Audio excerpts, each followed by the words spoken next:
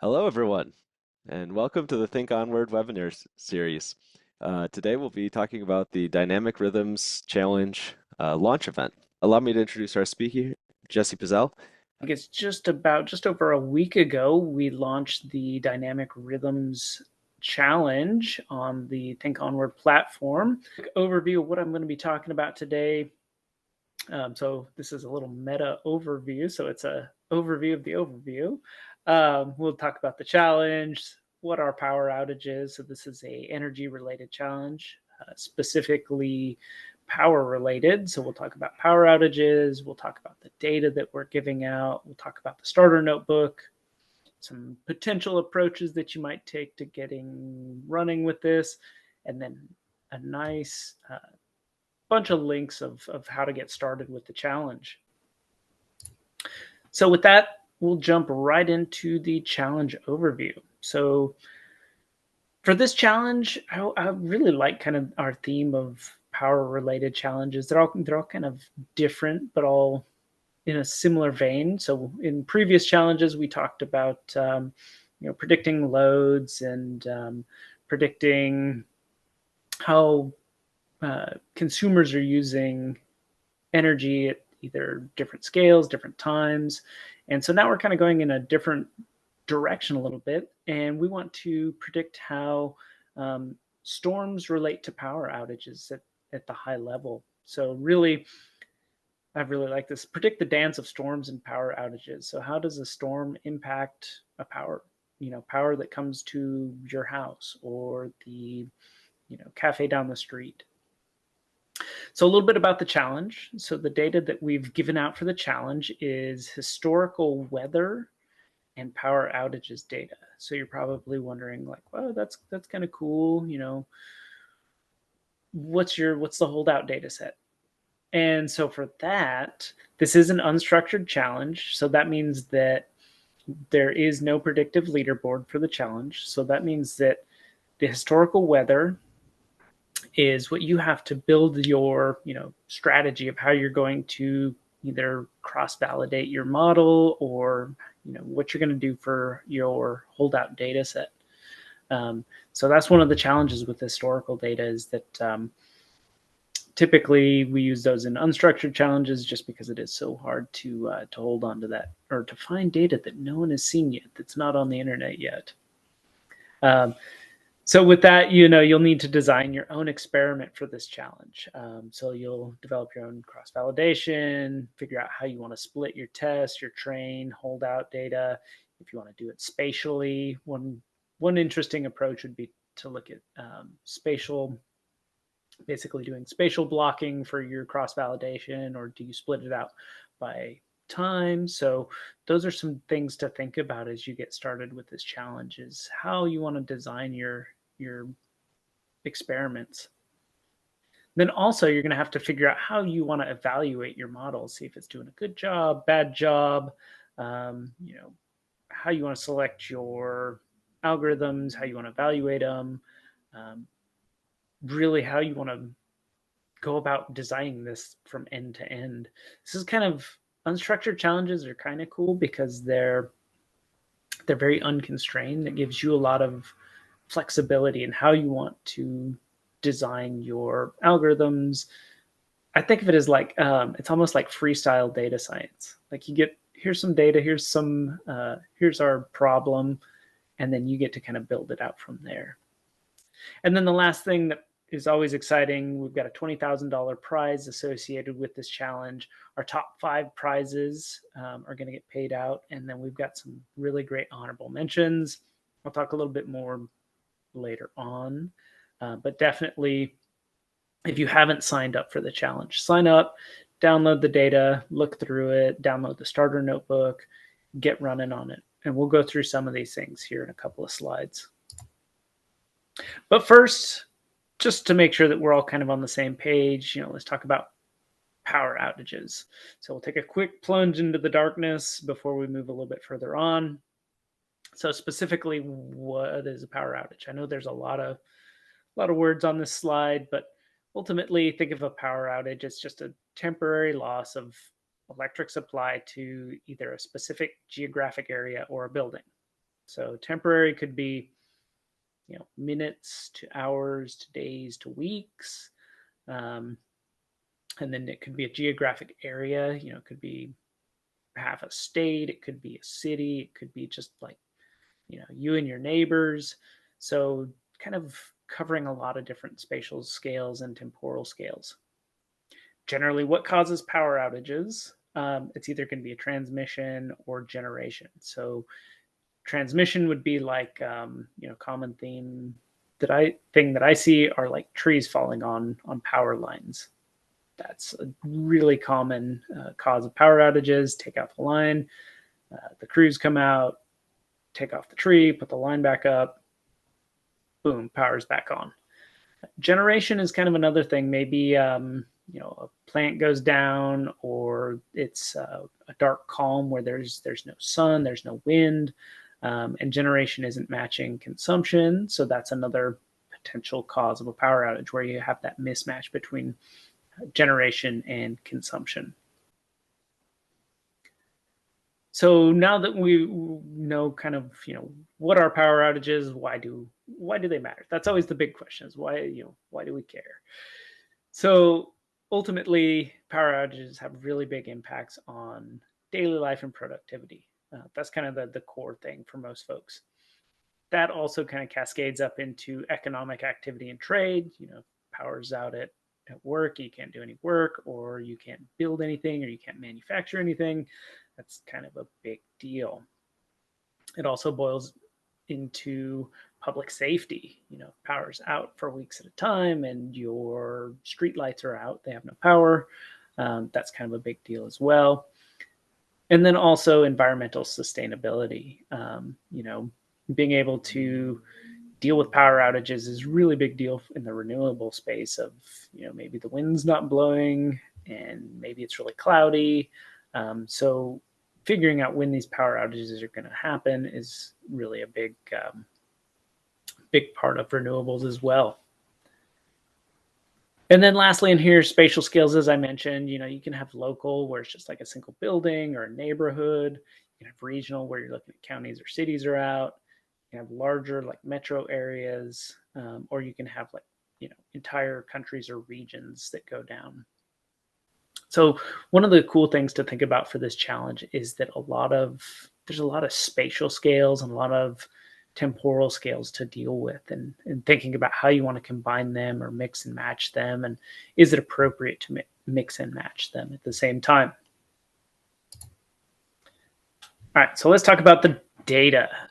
If you've been to our launch events in the past, you've seen this slide before, and the right-hand side usually shows kind of how things are laid out. In this case, we have this data set structure that you'll see when you download the data set. We have the NOAA storm events, and we have the Eagle Eye data set. So there are a ton of CSV files in here for you to get into, dig into, poke through. The NOAA storm events are storm events for the United States for basically a decade, 2014 to 2024. There's one file per year. And so these storm events, we'll talk a little bit more when we get down to the starter notebook. What is a storm event? I'll point out some of my favorite storm events, like volcanic ashfall. That is one of my favorite storm events. But these are really cool files to dig into and see, what classifies as a storm event. The other data set that we're giving out is the Eagle Eye data set. I really like that acronym. I think it's very clever. And it's a national data set, and it's effectively the number of customers without power for a certain area, 15-minute timestamps. And then also in here, the original folks that put this data set together included R scripts. So they're coming along for the ride.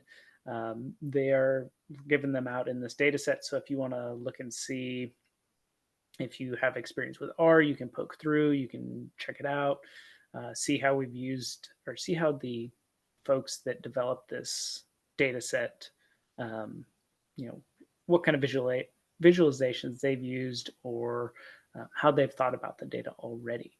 But definitely don't feel cornered by using those data sets. But lots of really nice tabular data in there. And I always like looking at this and going, man, there's so many interesting files in there to dig into. All right, so let's talk about some approaches. So you're probably thinking, okay, we've got this storm events data set, we've got this power outage data set. What am I supposed to do with this? Ultimately, you could augment it with something like GenCast. If you're trying to predict power outages, you want to look and see, okay, how does a power outage correlate with a storm event? And if there's a strong correlation, if I predict the weather, then I could potentially predict the power outages. So if you can predict the weather really effectively or accurately with something like GenCast, that's a great option to use to predict your power outages. So that's one approach you might take. If you've got access to a lot of compute, you might grab GenCast and see what you can do with it. That'd be kind of interesting. You might want to see if you can predict dark calm events or generation failures. Again, if you've got that good correlation between storms and outages, if you can predict the storms, you can generally predict the outages. And then you can get a little more specific even and say, hey, not only is there going to be an outage, but here's the specific area that's going to be out for this amount of time. So you can kind of take it in some different directions. You can predict transmission-related outages, line breaks, or transformer failures. This would be like a big windstorm after it rains a whole bunch and you're in a really tree-covered area. So that's kind of another path you might go down.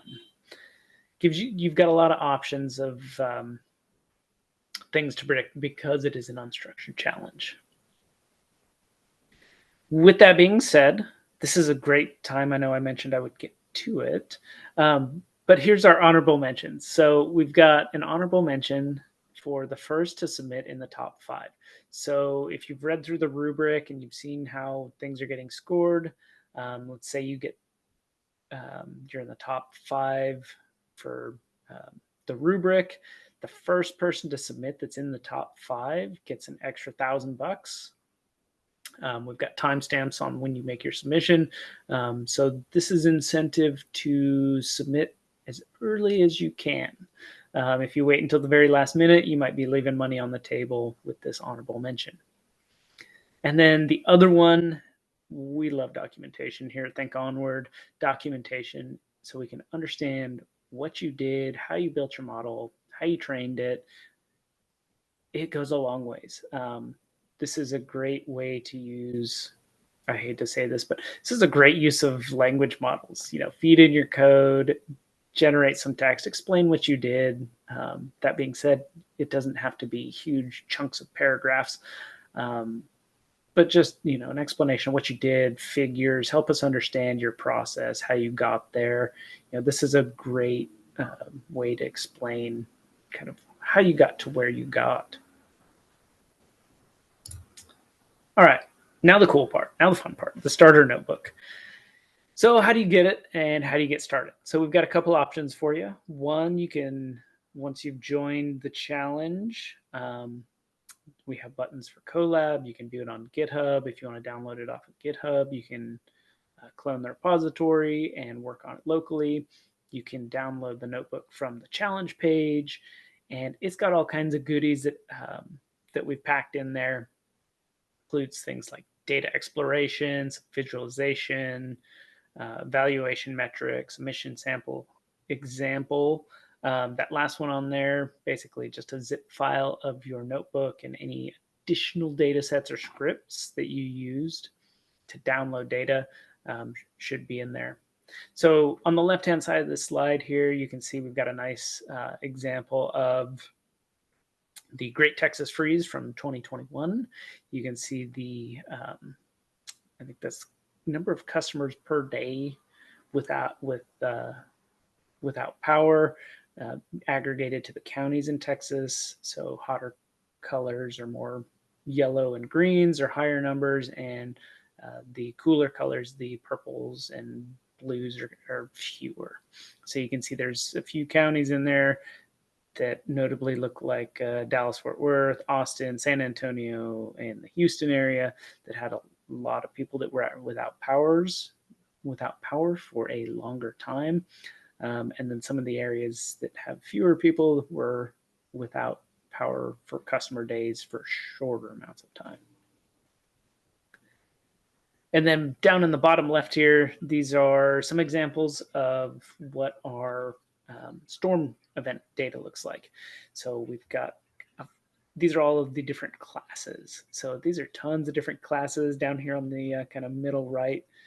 This is bottom right of that image is my favorite, the volcanic ashfall. And then we got things in here like floods, drought, ice, snow, all kinds of interesting things in here as far as events. So that might even be, now that I'm thinking about it, that could be kind of an interesting thing to see is, does event type, can you classify an event based on the weather that's coming in? Or can you classify how extreme an outage is going to be based on the event type?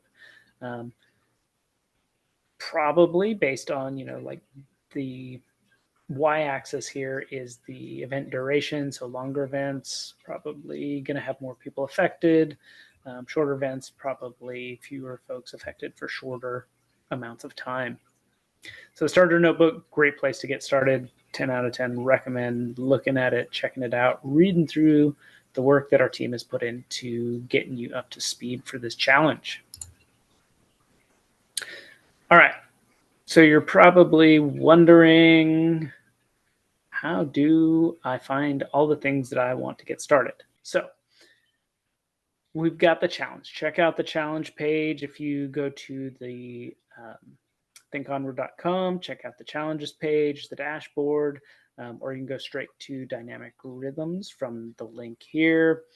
Starter notebook, join up with the challenge. You can get the links to Colab, GitHub. You can just download it. You can get the data directly from us as well. And then in here, I've got bonus data sources. So we've got some really interesting, useful things that I would recommend if you want additional data sets to add in here that might be good predictor features. We've got the DayMet, which is the Daily Surface Weather and Climatological Summaries. So this is an even bigger data set, 1980 to 2023. Its daily data includes both GeoTIFF, NetCDF format, and pretty big spatial resolution, 1K by 1K, and they're in 2x2 tiles. That's kind of a useful thing if you want to build on the NOAA data set. If you want to grab ERA 5 data for climate data and pull that in, that's a great option. If you want to grab in any weather APIs, for those of you that are joining us that participated in the Energy Efficient Ghosts of Holiday Pass challenge in 2023, grabbing additional weather data, historical weather data is really useful. There's a lot of really great APIs out there that you can pull from. And then this last bonus data source that I've listed in here is the MRLC land cover for the US. And this is annual data, and it's geospatial in TIFF format. And it's like, is a certain area forest or fields, or is it urban? So just what is the land cover? Because that might have an impact on power outages. When I think of recent power outages, they're driven by these weather events and the land use cover. So is it super dry and is it a field? Well, that's prone to wildfire. Is it treed and has it got big trees and did it rain recently? Well, you're probably going to have trees falling on power lines. So lots of interesting things that you can wrap in here. Definitely check out our bonus data sources. So this is our starter notebook. It is on GitHub. Check it out. And covers, everything that I talked about, supplied materials, a little bit more information on the power outage data set, the Eagle Eye data set, our NOAA storms data set, and then some handy Python functions that we use to build things up for you. So the power outage data set, there's some nice EDA on how to just check out the data set, see what all is in there, see what the geospatial breakdown looks like, how is it broken down by time, state, county, FIPS code. These are really useful for figuring out things geospatially. And then, number of people out for January 1st, 2023, number of customers out for this county in Alabama. And we go all the way down through December 31st in Wyoming, 2023. So there was 2 customers without power. So kind of a nice way to get into the data set, really nice structured data set. Let's see what else. We've got a nice dashboard using Plotly. It doesn't render in GitHub, but definitely check it out. Plotly is great, so you can kind of look through the data set that way as well. Let's see, you've seen this visualization before. This is our power outage data in Texas for the Great Texas Freeze here. You can change this around, change states, just kind of look through, see what the data generally looks like. For a lot of the examples, we use these dates in Texas just because it was a great example of a rare event significantly impacting folks with a power outage. So here you can see why we picked that one. Here's our total number of customers without power in Texas for 2019, which, there's a couple little blue blips down here. 2020, not a whole lot. And then 2021, we have this big spike for that event. And then this is comparing, I think, 2021 as well. Michigan, California, and Florida. So Michigan had a pretty big power outage in, looks like, late summer, kind of a brutal time to be without power in Michigan. Some early winter in California, and then Florida had a couple smaller ones, but generally less activity down there, which is kind of surprising. You would think there would be something hurricane related during hurricane season in Florida. So just a great way to get into the data set, explore it, poke around, see what all is in there. What else we got in here? Oh, that's a perfect segue. So here's our hurricane distribution, in Texas. So you can look and see in Texas, okay, here's our August is the big hurricane season in Texas. September, less so. October, less so. So July and August, you might look for significant impacts from hurricanes. Winter storms, obviously, are going to be during the winter. It looks like a couple of rare ones in April. That could be North Texas, where they get harder winters, more likely than down in really far South Texas. Excessive heat, that's another class of events. Some typically summer-based. And then if we drill down further into it, we can look at just 2021. What does it look like? Well, there's 1 month with hurricane, one event, hurricane event in 2021, just over 14 excessive heat events, and then big winter storm event, a whole bunch of them associated with that big winter storm in February. A bunch of other cool visualizations of how long these events last for.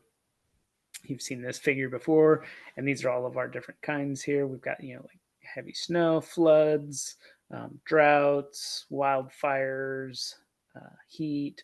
So lots of different events. Check it out. If there's one that you're like, this one looks really interesting, dig further into it. If you're like, they're all just events, I don't care. You can lump them, you can split them, do whatever you think is interesting, but tell us why. Tell us why you decided to do that in your submission. So with both the data sets pulled together, just a quick correlation analysis to look and see, what correlates. And here, for Texas in 2019 through 2021, strong correlation between it's cold and stormy, it's cold and stormy, it's cold and stormy, cold and stormy, and power being out. So in this case, these events really correlate strongly with power outages. So this is a great place for you to get started. You can dig in and look and see, you know, how do power outages lag behind events? If you're really into time series analysis, you might look at these, lags of power outages to events. Check them out. See, is it typically a day? Is it 8 hours? Is it a week? Does it change? What does that lag look like for the different event types? That would be kind of interesting to see how the lag changes with event types and durations as well. So some more things to kind of dig into there. And then here we've got our cross correlation with our winter storm and number of customers out. So here's our lag again, as you get further out. So most people, we had a winter storm roll through that Great Texas Freeze. Within 0 to like 4 days, most people were out. And then we had kind of some longish tails out here.